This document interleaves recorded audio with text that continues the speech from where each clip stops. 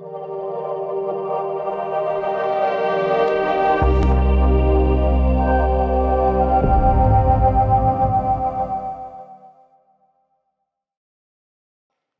my topic is a community-first approach on entrepreneurship and how that's the story of raising some money for building our second location. I know many of you here, but just some fun facts about myself as an entrepreneur. My first business was when I was in secondary school, copying people's homework for them. Just an Asian kid. Trying to hustle. Didn't know anything about plagiarism. When I had the opportunity to go to USA for university studies, it was actually against my dad's will, but I insisted. And he didn't talk to me for a whole year, and that was pretty traumatic. I sell skincare products. If anyone wonders, like, why am I so old but I look so young? This is my secret. I've also spent quite a few years of my entrepreneurship journey doing this thing called Periscope. Has anyone heard of Periscope? Can you raise your hand? Ah, okay. Yeah, so I was a Periscoper, a live streamer essentially. But back to the topic of today, and why this topic. I think I spent a lot of years trying to learn how to be an entrepreneur. What does it take? What are the skills? What are the mindset? And like everyone that has recommended books, I also read a lot of books trying to see what is the secret. And they were helpful and they were useful. But I also discovered something through my own journey. And I think I struck gold. I'm not an expert. I don't know who else has talked about this topic, but I really want to share with you this approach, this way of thinking of mine throughout this whole journey when I'm creating businesses, I'm failing, I'm creating again, and I'm failing again. And I simply called it the community-first approach, which I think it's appropriate. Now, why do we do this, or why do I choose to do this? Because I realized that it's actually easier for me to find the product market fit when there's direct community input. Marketing is one of the most intense resource-intense budget that you also need to spend as a business owner. And through community-first approach, what I realize is I don't need to spend a lot of money in marketing because I have the best tool, which is word of mouth. And when you have a strong community, it's the best thing to do to have someone speak for your product. I also realized that I don't need to be an expert in everything. A lot of times, founders, company owners tells you they're stressed out because they have to do everything, right? And with this approach, what I realize is when I'm including my community in the decision-making process, there's actually a lot of experts out there that they're willing to give advice, free advice, or they even consider them part of the business, even though they're not shareholders. And that's been very beneficial for me. Customer loyalty, obviously a thing, but most importantly, you hear a lot of founders saying, I hate dealing with VCs. I love their money, but I hate dealing with them. I didn't have to deal with them because I found money through my community. So just a little fast recap on the things that I've done leading to my current project.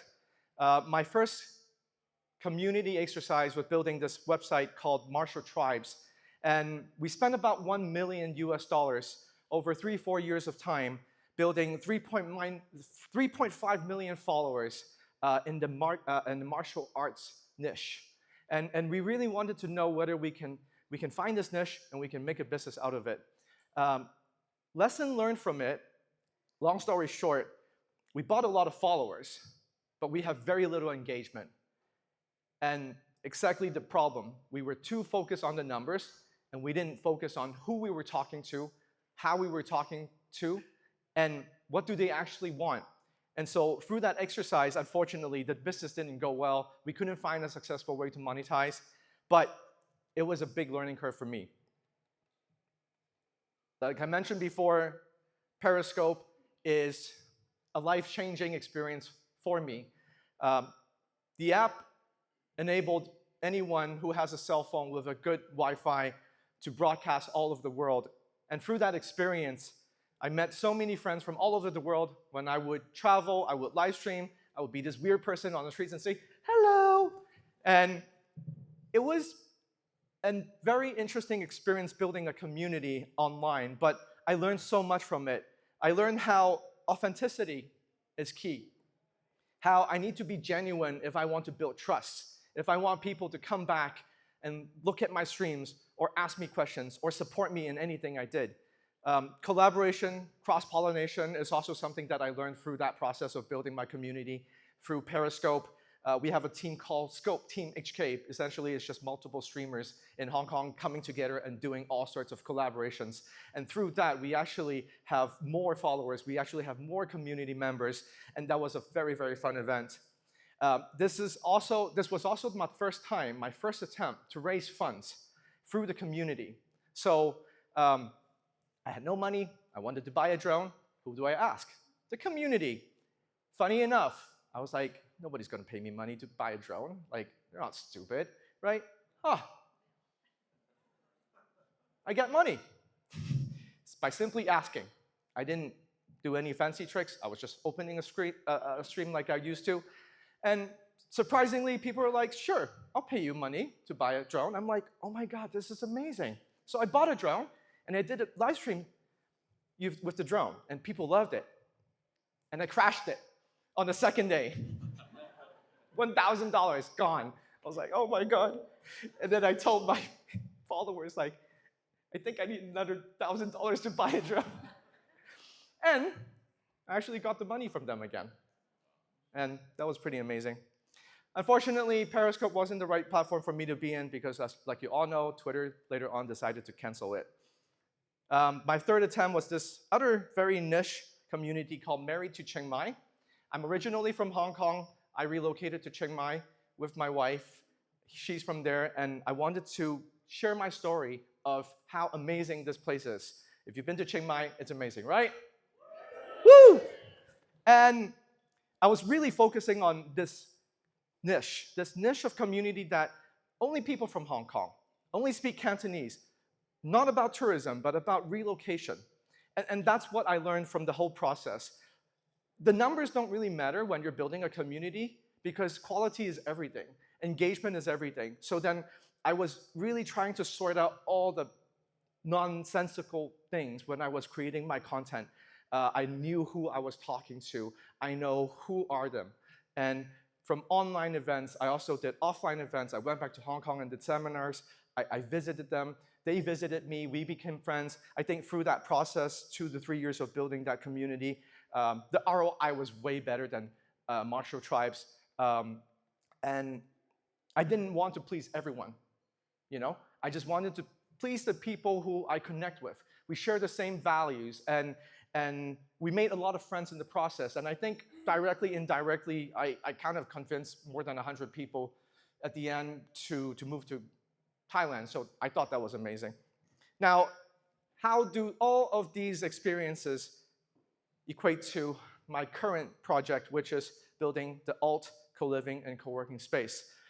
The first property was my money and my partner's money.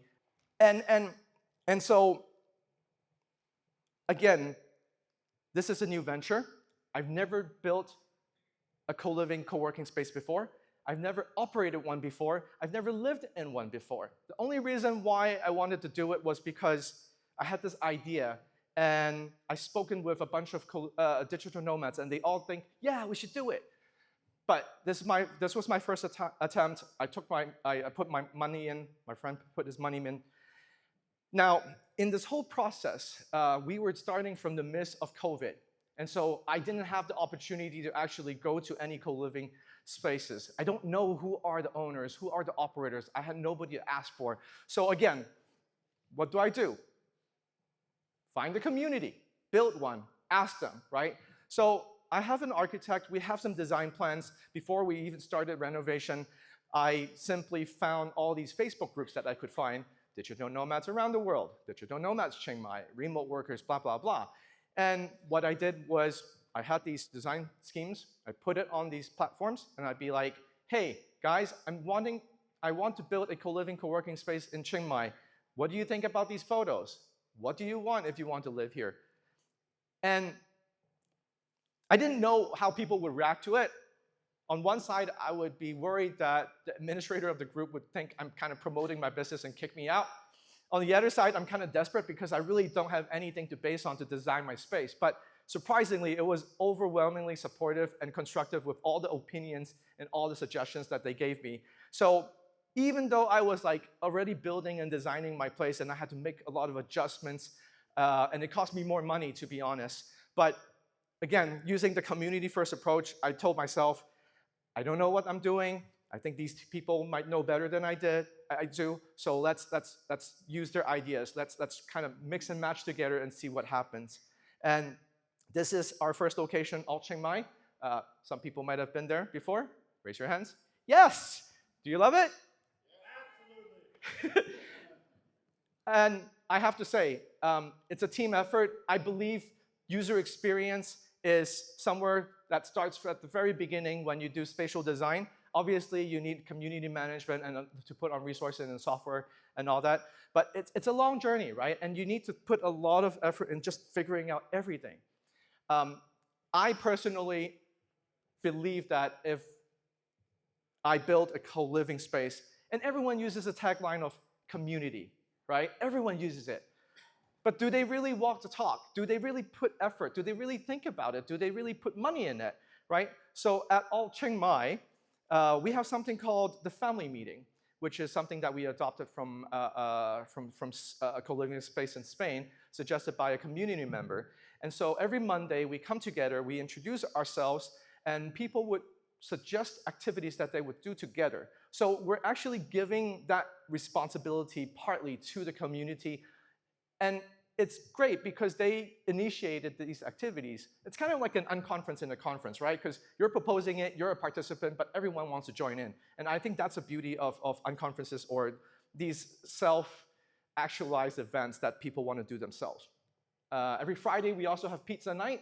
So what I do is I just buy a bunch of pizza and say, hey, free pizza, come. And people love it because it's free food, right? And when people come together, you know, naturally conversations happen. And it's a beauty. It's a beauty to see my space, a bunch of people talking and not looking at their phones. I don't know if you're from a pre-phone period. I'm a Gen X, so I've seen both, right? And every time I go back to Alt Chang Mai, I work there, I talk to people, people are not looking at their phones. It brings me joy. I love that.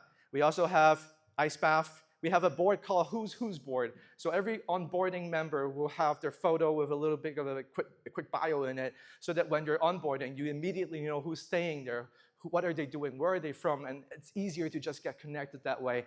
And we find it a very good way to cultivate, to curate this community that we want to build.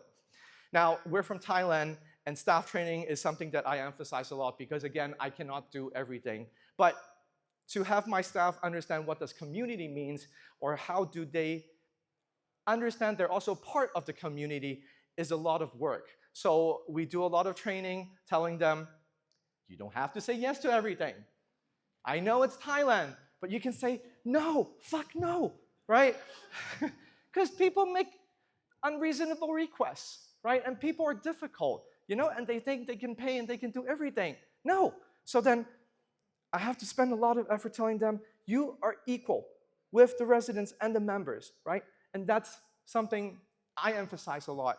I even pay my staff to hang out with my residents after office hours because they're making a Thai salary, right? So then I say, okay, everyone gets an allowance. If you hang out voluntarily, you don't have to do it, but if you do, we're going to reimburse for your costs, right? We even put money to hire some staff in each property so that they are specifically focusing on talking with people, building relationships, finding the problems, preventing conflicts happening from the community. So we really, really put the effort in staff training when it comes to this community-first approach. And if you have time, maybe not now, go to Google Maps, look for Alt Chang Mai. This is our first location. It's not so much the ratings or the number of comments we have, but if you read through the reviews, and this is where I get emotional about. People write reviews, right? We don't incentivize them. We don't pay them. We don't say, hey, you get a discount and do that. Every single one is a paragraph long. Not every, 90% of them, right? And they really just share their experience while staying at Alt, after staying at Alt, right? It's not how we want them to say it. It's how they feel about their experience being in this space. And it's so overwhelmingly positive to a point that sometimes I look at it and I think, you know, if I don't know anything about this brand, I don't even sure like if this is a copywriter doing it, but the copywriter must be damn good because it's like, it's really rich. And also the keywords inside, under that's the results. Like you can see community as atmosphere. These are the keywords that they use. Okay, 8 minutes. I can do this. Okay. So, the story. 2 years in, after Alt Chang Mai was opened, we have people approaching and saying, hey, we like what you're doing. Can we invest? Can we do something together? There was this one particular person. He's a Thai business owner, very rich family, very sincere, coming to me and say, John, let's make this big. Let's build many, many alt in Chiang Mai, in Thailand. I was like, oh, this is interesting. I got excited. So we were talking, and we were actively exploring, how should we do this? Where should we be next? Where's the location and all that? And through that process, we found this abandoned hotel on the other side of Chiang Mai. The bare bones were nice, you know, and we saw a lot of potential in it. And we were negotiating, we were talking, we were trying to, you know, finalize the contracts and all that. And after months of negotiation, it didn't go through. Our visions didn't align. I thought it was a very risky move if I have a partner that doesn't see eye to eye with me on things. He wanted high-speed growth. I don't. And so I'm looking at this property and be like, shit, we don't have money. So what do? Ask the community, right? So I go back to Alt like I always do. It's my office space. It's my coffee space. It's where I hang out. I talk to residents, members, like I always do, tell them what the situation here is. I told them, yeah, the deal didn't go through. You know, we have the space, but we don't have money. No expectations, really. And then one resident member said, hey, why don't you crowdfund it? It's $500,000, at least. It's like, no, it's been done before. It's possible. And I was like, okay, sure, because I'm desperate anyways. So we formulated a proposal. This is our first pitch event. Didn't really know what I was doing. You have to understand, I'm not from Silicon Valley. I don't know all the startup fancy stuff, right? Y Combinator is just a myth to me, right? So when I see these people, they're like, you know, top-notch like presenters and all that. I live in this small town called Chiang Mai, but anyway, I did the pitch. It was meh. There was like 15 people who were there, and there was also a guy who was trying to broker these deals that he promised to have these like rich people, they're investors, they're really interested. Guess how many people here invested? Almost close to zero, but two. Two least expected people, because they were simply residents. I don't even have a relationship with them, to be honest. Like, they were just living there for a couple weeks and said, John, tell me more about this. I'm interested. And at first I'm like, yeah, but you know, it's digital nomads. You look at them, they're not really rich, are they? Everyone's like, I need to have a 300 budget for lodging. And then I'm finding these cheap places to a coffee shop because I don't want to pay for the day passes, right? So I'm like, come on, these people don't have money, right?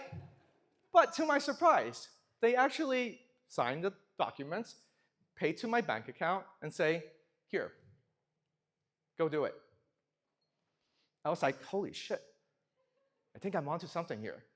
So I think that gave me confidence to really start that whole process, talking to people, telling them my story, telling them why I need this money, how I'm going to use it, what is the value proposition, what is their return on investment, just pretending to be a startup founder, I suppose. Yeah. And 6 months. It took us 6 months to raise enough money to say, yes, we can do this. So 12 months later, Alt Ping River is born.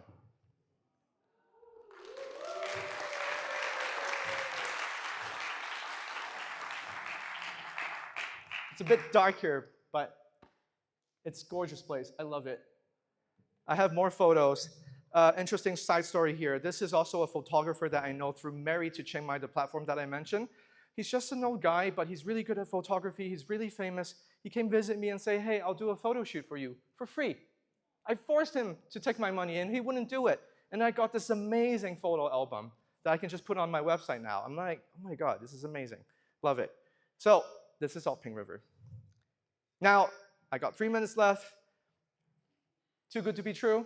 What's the downside? Community first approach? I don't know. I do think this is not for everyone because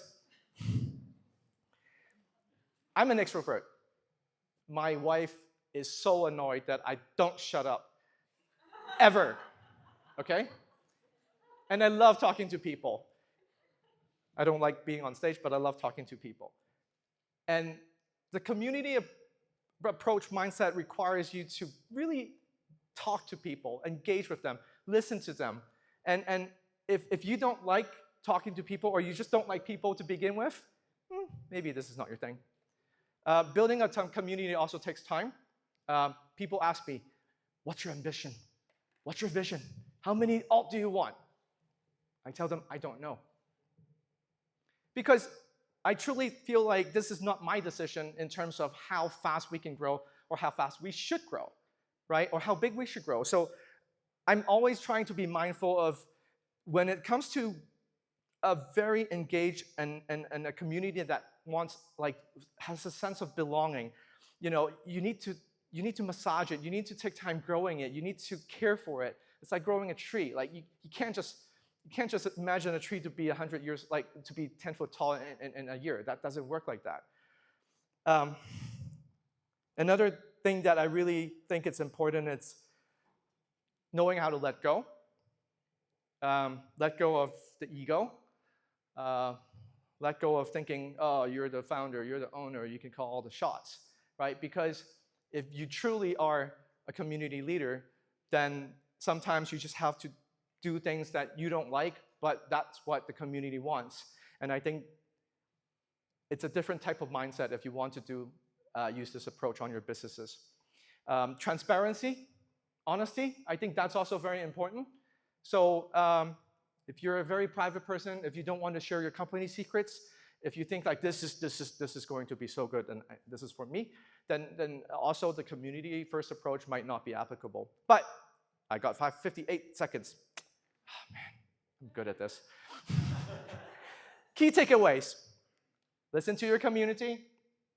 Get them involved as soon as possible, as early as possible. Share ownership. You can't do everything. You really cannot, right? So there's no point trying. Just give people stuff to do, right? Empower them, reward them, be honest, be genuine, be humble. And if really people see eye to eye, I personally have experienced that magical moment, when I think things are impossible and people coming together and support this. Also, this is 30 minutes of your life and you're here with me, sharing this moment with me. I thank you all, and that ends my talk.